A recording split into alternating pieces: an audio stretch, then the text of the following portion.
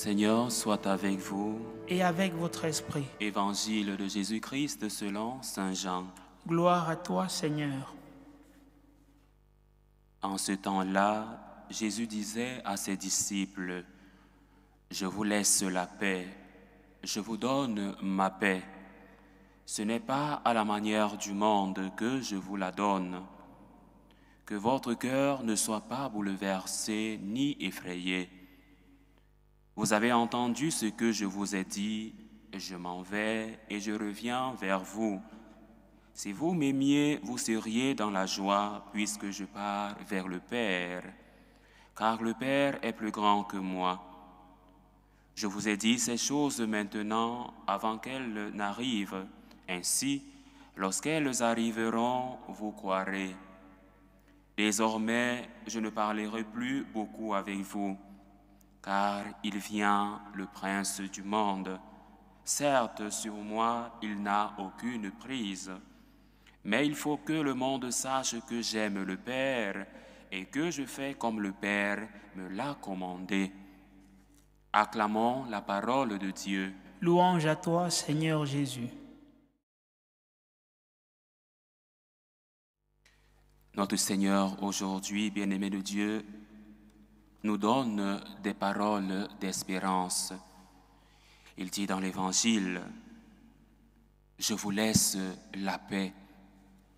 Je vous donne ma paix, je vous la donne, non pas à la manière du monde. » C'est quoi la paix du monde? Celle que le monde nous donne.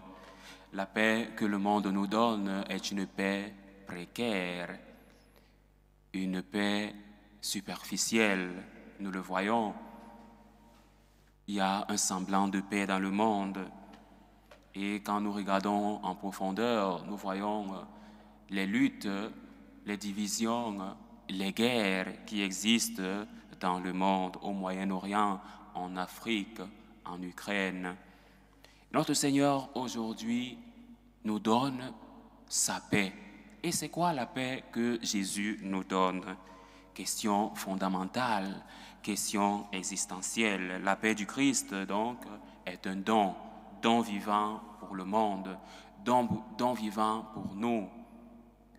La paix que le Christ nous donne est une paix de l'âme, la paix pour nos familles, la paix pour nous-mêmes, la paix pour le monde. Alors aujourd'hui, nous recevons dans l'Évangile une parole bouleversante et pleine de tendresse de notre Seigneur.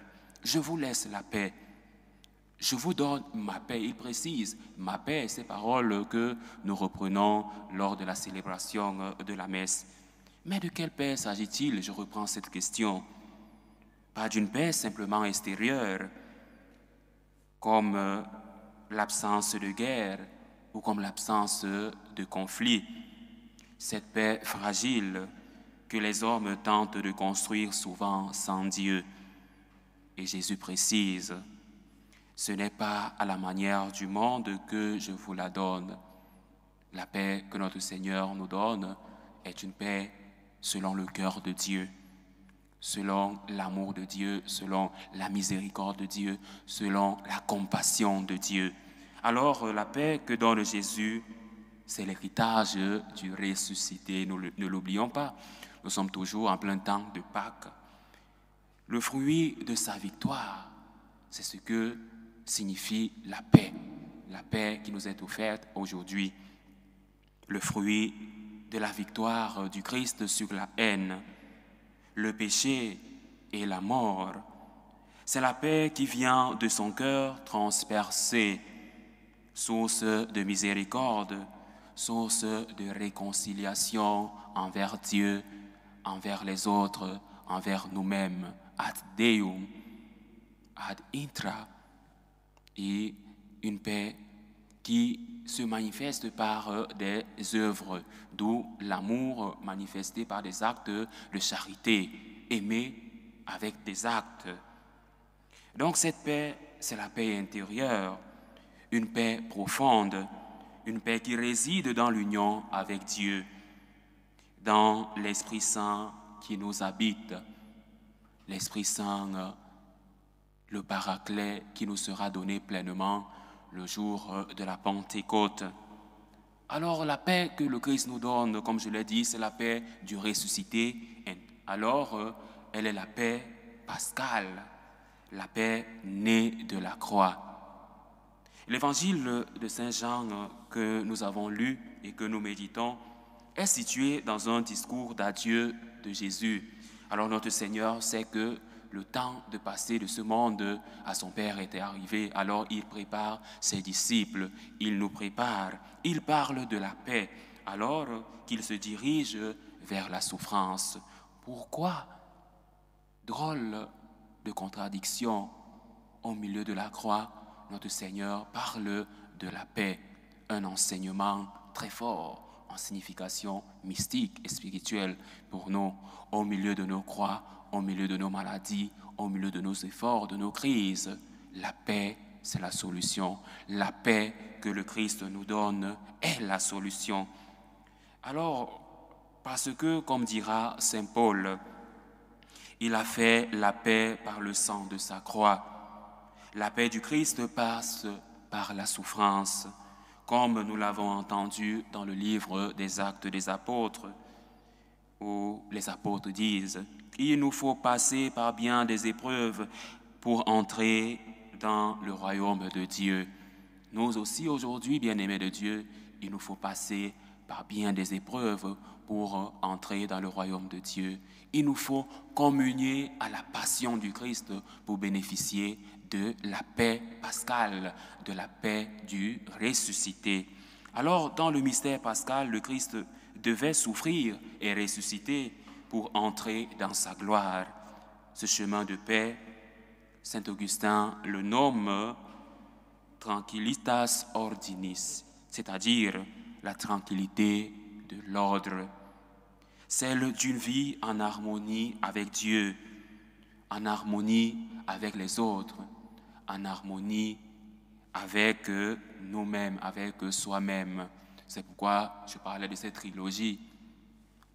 Ad Deum, ad intra, ad extra, c'est-à-dire une réconciliation avec Dieu, une réconciliation avec les autres, une réconciliation envers nous-mêmes. C'est ce que nous invite, c'est à ce que nous invite l'évangile d'aujourd'hui. La paix qui est offerte, la paix pascale vient tout changer. Elle nous appelle à la conversion, à la réconciliation.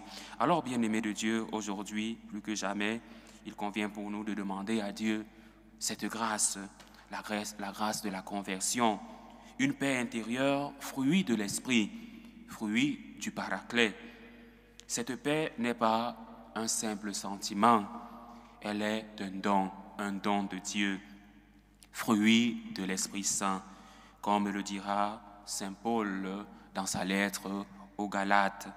Elle vient quand le cœur se laisse façonner par la parole de Dieu, quand la conscience est en paix, parce qu'elle marche dans la vérité, parce qu'elle marche dans la lumière, parce qu'elle marche vers la vie pleine, vers la vie éternelle. Alors, face à cette paix, la paix pascale, la paix du ressuscité que nous recevons aujourd'hui, doit surgir en nous un sentiment d'action de grâce, un sentiment de gratitude.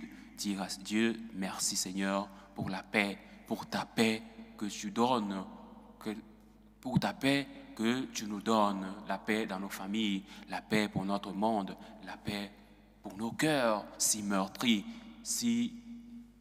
meurtris par les difficultés financières, économiques, par le chômage, la vie difficile, par les enfants mutilés, tués par des personnes qui meurent, par la faute de l'homme, les personnes qui souffrent au Moyen-Orient, en Afrique, de famine. Alors, notre Christ aujourd'hui nous offre sa paix, la paix du ressuscité, cette paix qui vient justement nous guérir. Alors, cette paix, c'est aussi la paix des béatitudes. Souvenons-nous, rappelons-nous de ces paroles de notre Seigneur Jésus-Christ, le sermon sur la montagne, lorsqu'il dit « Heureux les artisans de paix, ils seront appelés fils de Dieu ». Après avoir reçu la paix du Christ, convertissons-nous en artisans de paix. Être artisan de paix, ce n'est pas éviter le conflit, mais c'est apporter Dieu dans le cœur de la division, apporter Dieu pour unir. C'est ce que font les apôtres dans le livre des Actes des Apôtres. Ils rapportent tout ce que Dieu a fait avec eux et bâtissent la paix dans les communautés naissantes. Nous aussi, après avoir reçu cette paix, bâtissons la paix dans nos familles, dans nos milieux de vie, dans nos lieux de travail. Bâtissons la paix dans le monde pour le Christ, par gratitude envers le Christ. Alors, une paix sociale et ecclésiale est importante et cela nécessite dialogue avec la doctrine sociale de l'Église. Même au milieu de l'Église, nous avons besoin de la paix. Prions pour l'Église. L'Église n'a cessé de proclamer cette paix, la paix dans le monde, notamment à travers son enseignement social. Plusieurs papes ont été impliqués dans cet enseignement social et nous voulons nous souvenir justement aujourd'hui du pape Léon XIII dans sa majestueuse encyclique Rerum Novarum, chose nouvelle. Le pape Léon XIII justement rappelait que la justice sociale est une condition pour la paix. Justice sociale, la répartition des biens terrestres. Alors, la doctrine sociale de l'Église va élaborer plusieurs principes. Les principes de la doctrine sociale de l'Église, entre autres la répartition universelle des biens de la terre, parce que tout appartient à Dieu. Rien ne nous appartient, nous sommes de passage dans ce monde. Alors il convient pour nous de donner, partager ce que nous avons avec tous, avec ceux qui n'en ont pas, un amour fraternel, un amour qui partage. Alors, bien-aimés de Dieu, sans respect de la dignité des ouvriers, sans équité économique, il ne peut y avoir la paix sociale. Saint Jean 23, le Saint-Pape Jean 23, dans son encyclique Pacem in terris, paix sur la terre, ira plus loin. Il dira que la paix repose sur la vérité, la justice, la charité et aussi la liberté. Et aujourd'hui encore, les papes, nous voyons avec l'élection du tout récent pape, le pape Léon XIV, nous voyons que ce dernier s'inscrit sur la ligne de ces différents papes qui ont dialogué et épilogué sur des éléments fondamentaux de la doctrine sociale de l'Église. Alors aujourd'hui, bien-aimés de Dieu, nous sommes appelés à cela, à défendre la paix. La paix est un don, la paix est une valeur existentielle et intrinsèque, un don de Dieu. Alors, tous ces papes, tous ces enseignements appellent à une paix enracinée dans la justice climatique, la solidarité internationale et la fraternité universelle. Je vous laisse la paix, je vous donne ma paix. La paix du Christ est donc aussi engagement. Elle est une traversée. Elle traverse notre foi pour transformer la société, pour notre propre réconciliation, notre propre conversion. Alors, pour nous aujourd'hui, que nous dit Jésus aujourd'hui à nous qui avons écouté et médité cet évangile? Jésus nous invite à ne pas nous laisser troubler, que rien ne vous effraie. Rappelons-nous de ces paroles de Sainte Thérèse de Jésus, cette mystique espagnole qui disait que rien ne te fraie, que rien ne te trouble, seul Dieu suffit. Alors, il est donc important aujourd'hui de revoir le plus essentiel. L'essentiel, c'est la recherche de la paix, une valeur existentielle et essentielle pour toute l'humanité. Dans un monde inquiet, fragmenté, dans nos familles divisées, souvent par les violences, souvent divisées par la sorcellerie, divisées par des guerres d'héritage, nous portons la paix du Christ comme lumière intérieure. Chaque acte de pardon, de réconciliation, chaque prière pour la paix, chaque geste solidaire est un reflet de la paix du ressuscité, de la paix pascale.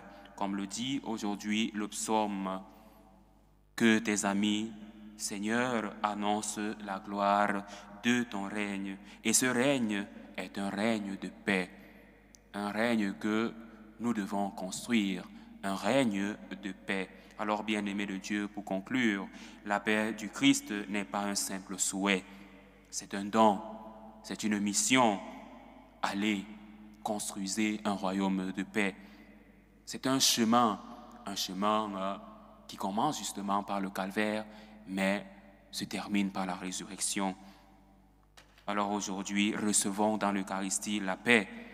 Vivons la paix dans nos cœurs et témoignons de la paix dans le monde. Que la paix du Christ règne dans nos cœurs et que cette paix nous garde dans la joie du ressuscité.